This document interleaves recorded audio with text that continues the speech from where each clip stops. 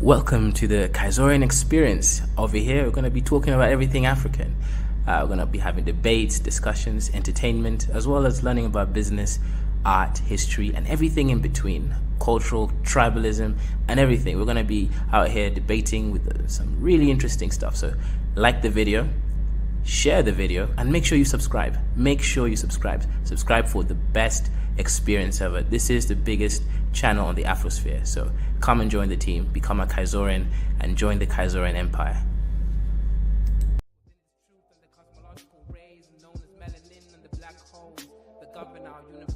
I universally exist within myself, within this premise, and I exist within this bluebird in the sky. I'ma fly like the bird in the sky. I'ma fly like bird in the sky. I'ma fly like bluebird in the sky. I'ma fly like bluebird in the sky. I'ma fly like bluebird in the sky. I'ma throw my bluebird in the sky. I'ma soar like bluebird in the sky. I'ma soar like bluebird in the sky. I'ma fly like bluebird in the sky. I'ma fight like bluebird in the sky. I'ma eat like bluebird in the sky. I'ma be like bluebird in the sky. I'ma be bluebird in the sky. I'ma be free, bluebird in the sky. I'ma be free like bluebird in the sky. I'ma be like bluebird in the sky. Back again like the second coming, strumming my vocal cords like the hummingbird in the sky. Y'all can't deny this. Real rap lyrics, it's like I ain't got no rhyming through the sky limit. What is skin tone, shade of color, but a parallel form of frequency like a ringtone on your phone. Melanin expression, tied up in the universe, feeling like God's. Is this really us? Is it serious? Is it really wrong to be diverse? I'm a divergent, immerse myself like an ocean beneath this waves. Be a divergent, born to be different. Indigo child, wild like canary, born to be a bluebird in the sky. Flying high like a bluebird in the sky. I'ma fly high, bluebird in the sky. Yeah, bluebird in the sky. I'ma fly high, bluebird in the sky. I'ma be like bluebird in the sky. I'ma be like bluebird in the sky. Everybody scream bluebird in the sky. I'ma fly high, bluebird in the sky. I'ma be like bluebird in the sky. Yeah, bluebird in the sky. Everybody, bluebird in the sky. I'ma be like bluebird in the sky. I'ma be like born black, sweet like a berry, flying high like a canary. Scary with my. What's good, everyone? Hopefully you guys are doing well. Today, we're gonna be just doing a solo video, so it's just gonna be me. I'll be doing a proper video tomorrow evening, East African time, right? Similar to GMT, right? But anyways, let's go over to this brother over here. His name is Teo or something like that. Interesting guy, makes really great cinematic videos. But you know, he's talking about how difficult it is to travel around Africa and some of the challenges come with it, and you know, also some solutions. How did he overcome it? How did he manage to travel over 25 countries when a lot of countries either have visa restrictions or just simply don't give Nigerians visas for whatever reason, whether it's policy or whether it's actually written in law? Or let's go ahead and see what he says. Problems I've faced as I've been traveling the world. Anybody who's a Nigerian who is watching this understands what I'm saying. But despite that problem, I've been able to travel to over 25 countries. And in this video, I want to share with you guys how I've been able to do that. So let's jump right in. Coast of Portugal. It's kind of like close to Africa, but just check out the view behind me. There's water there. Don't worry, I have a video coming very soon. But let's jump into how I've been able to travel the world, even though my passport is one of the hardest to use to travel across the world. First off, let me pull up this website called Passport Index. It's a website used to show ranking of different passports and their strengths. If we look at it, Nigerian passport currently ranks 84, and you can only travel to 24 visa-free countries. Just look at this map. Look at how red it is. These are all the places you can't travel to. But how have I managed to do it? For me, my journey with travel started in 2018. The first country I ever traveled to was Russia. And Russia, I'm sure you're wondering why Russia. That was because they were doing the World Cup then, and there wasn't need for visa during that period. So I got a chance to travel to Russia. This first trip was what spurred what you see on my channel today. It opened my eyes to the potential and opportunities that existed out there. And this was the period where I now decided that I wanted to start making more travel videos, because I realized that the world was such a big place and there were so many things happening out there that I wanted to document and I also wanted to experience. So how have I been able to travel the world even though I own one of the hardest passports to use to travel? Number one, what I did when I started was to start with low-hanging fruits. And when I say low-hanging fruits, I mean the visa-free countries. So my first journey after I came back from Russia was to go to Kenya. I went to Kenya, I documented it, made videos. Yep. I mean, look, Nigeria already has several issues. So to even get like a visa to Nigeria is pretty difficult. They actually think that they're America, aka you have to apply for a visa in Nigeria and you may or may not get accepted, right? So there are countries in Africa which are more or less visa free. Visa free does not mean what people think, where you just go to a country, you don't pay any visa.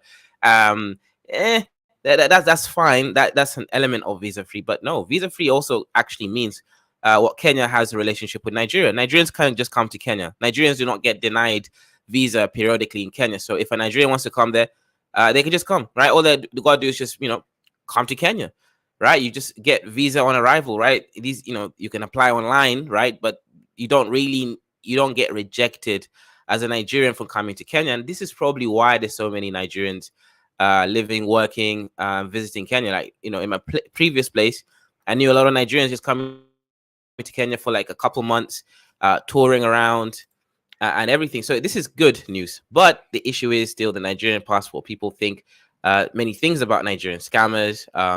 Recently, as we saw in Saudi, over 200 Nigerians were deported after just arriving at the airplane, right? So clearly the Nigerian government is not doing enough to protect its citizens. And this is a general African problem anyways, right? Because you guys don't have strong unions.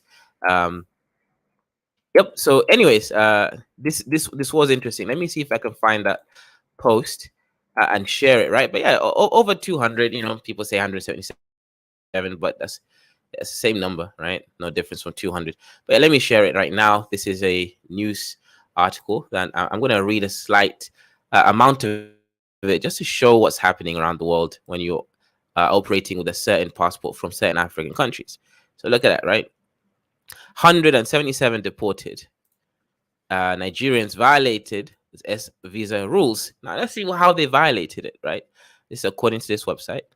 The Embassy of Saudi Arabia on Wednesday said the visas of the 177 Air Peace passengers from Nigeria upon arrival in Jeddah, Saudi Arabia, were cancelled for violating the country's entry rules. The federal government had on Tuesday noted that, according to reports it received from Nigerian consulate in Jeddah, Air Peace flight number P, it doesn't really matter, right? Passengers from the Murtala Mohammed International Airport in Lagos and the Aminu Kano International landed in the King Abdulaziz International Airport, right? Hajj Terminal, Jeddah. Interesting. So did they make it seem like they're going to Hajj and maybe they want really Muslims? I don't know. Let's see. Okay, it was on arrival of the Hajj terminal that Saudi Immigration Authority informed the passengers that their visas had been cancelled. Interesting. Consequently, 177 passengers were made to return to the same flight back to Nigeria, while 87 were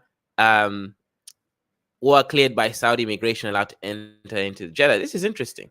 Why some were returned? Defending the decision in a statement on Wednesday, the Saudi embassy in Abuja said the deported Nigerians submitted incorrect information to obtain a category of visa that did not apply to them, which was discovered upon their arrival. Now, this is interesting. I don't know if this is true, but this takes and gives more context.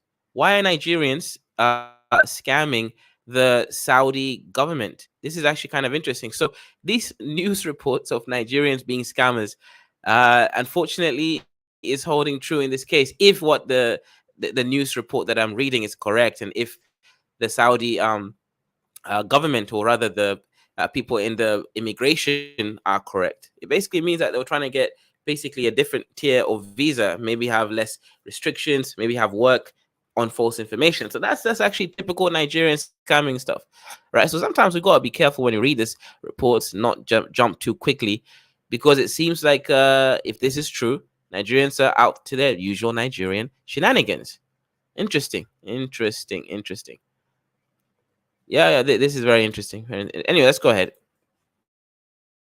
Eventually, from there, I now went to Ghana. Those two countries back then, they didn't need visa. Ghana still doesn't need visa, but Kenya needs visa now. I traveled to Benin Republic. I also traveled to Tanzania too. So I started with those countries that I don't need visa for. And that even made me even understand what travel was. I basically got more experience with traveling by traveling to those countries. From there, I was now able to get my South African visa. The South African visa is probably the strongest visa, or one of the strongest visas, if not the strongest visa to get in Africa. That was the first visa that was like stamped on my passport, and I got it on the first try, luckily for me. A lot of people always wait because they want to travel to US or they want to travel to the UK, but it's difficult for them to give you a visa when you've never traveled anywhere before.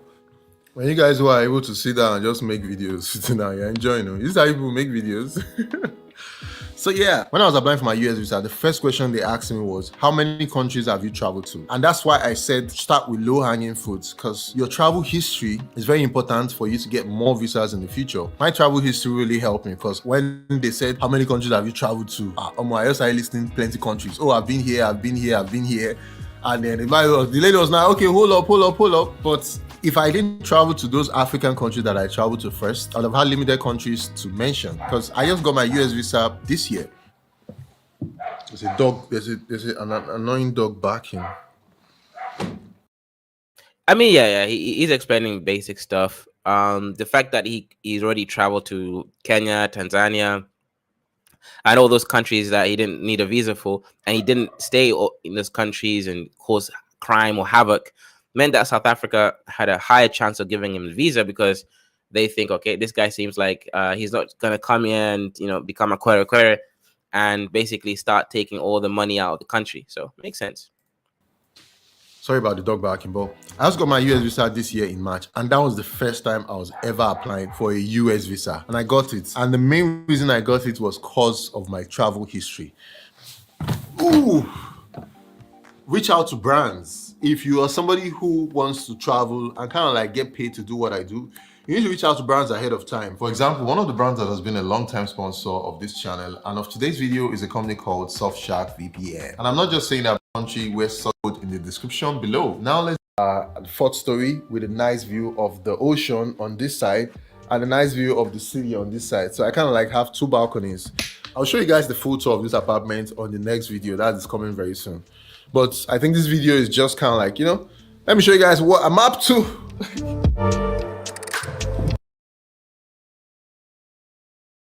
Penthouse in Madeira with a really nice view of the ocean. But back then, I didn't even have a chance to stay in these kind of places. I stayed in like some of the cheapest places ever. Even up to now, I still try to stay in cheap places, but it's just that my taste buds have, Yeah, no offense, Robert, but those do not look like cheap places. I don't know, maybe you're a rich guy, but to a lot of us, that looks like decent places. Not expensive, definitely not cheap. What we're seeing over there, that's not what definition of cheap has is. Increased over the years, so these days I want to stay somewhere comfortable, but I try to live as frugally as possible. When I started traveling, I didn't even used to buy clothes till like last year, because all my money was going into like funding all my trips. Because one of the most important things for me is freedom to explore the world, freedom to go and experience new cultures. So I didn't spend money on anything that wasn't involved in getting gear, which is what I used to film the videos that you guys see. As you guys have seen in many of my videos, I always do this. Yeah, I mean, look, he's just giving very basic, good advice about business that can't really come from him, right? It's like, if you're going to do something, make sure, like if you're a content creator, right, spend money on things that make you more money. Don't spend money on things without recording the content, for example, because you're going to lose money and you're going to have burnout, right? You won't be able to sustain that lifestyle. So it is just very obvious, very basic advice, but it's good advice because this is coming from the horse's mouth. Right, it's a real traveler over here. It's not just some random guy sitting on his desk talking all day like me. He's actually going around the world doing what he's doing. So that's why what he says matters. Where I just say, I set a budget of $1,000, which I would make sure not to go over. Most people when they travel, they don't spend $1,000. They spend a lot more than that. But me keeping my expenses as cheap as possible allowed me to travel to more places. So for example, if I had $5,000, I can use $5,000 to travel to, let's say, 4 countries, as compared to somebody who has $5,000 and they can only travel to 1 country. That way I've seen more of the world than that person. Another thing that living frugally also helps you do is it helps you save enough money money. There's this thing they call proof of funds. The more money you have in the bank, the more likely it is for you to get a visa whenever you apply for it. So as long as you can show that you have a lot of money coming in and going out. Yeah, I think this is actually a really, really good point. The proof of fund stuff, right? Because, for example, especially for African people or developing nations people, if you want to go to countries like America, UK, etc., which is far more difficult on visas, if you've got money in your account just sitting there, like you got, let's say, $10,000 or $5,000 just sitting there, right, doing nothing, and it's been there for a while, they're far more likely to give you a visa because they're like, okay, this guy will come, he will give us the money, and then he'll leave, right? He's not going to be a burden on our systems.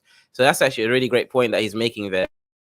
It's just generally good to have money in your bank so that these people, when they see your bank, they don't think you're going to become a leech on the government or on the institutions. Yeah, really, really great point there, actually. Not basic. And you just have enough money to take care of yourself, because what the embassies want to know is that they want to make sure that you have enough money to take care of yourself. They don't want you to come to the country and then become like a liability. All the nice things you guys see, you have to close your eye. If you're seeing people living a very expensive lifestyle, first of all, you don't even know where they're getting money from. Secondly, you don't have it, so just close your eye to that. Don't look at them. Focus on where you are going to and try to live as cheaply as possible. At the end of the day, when it comes to like people who live expensive lifestyle, it's good. Money is good. I want to be able to afford whatever I want, but I think at the end of the day, trying to spend your money to impress people doesn't serve you in the long run, because like, why are you bothered? Save your money and use it to travel and experience the world. The memories, the experiences that you gain from those trips, the wealth of knowledge, the people you meet, there's no price that you can put on that. Yeah.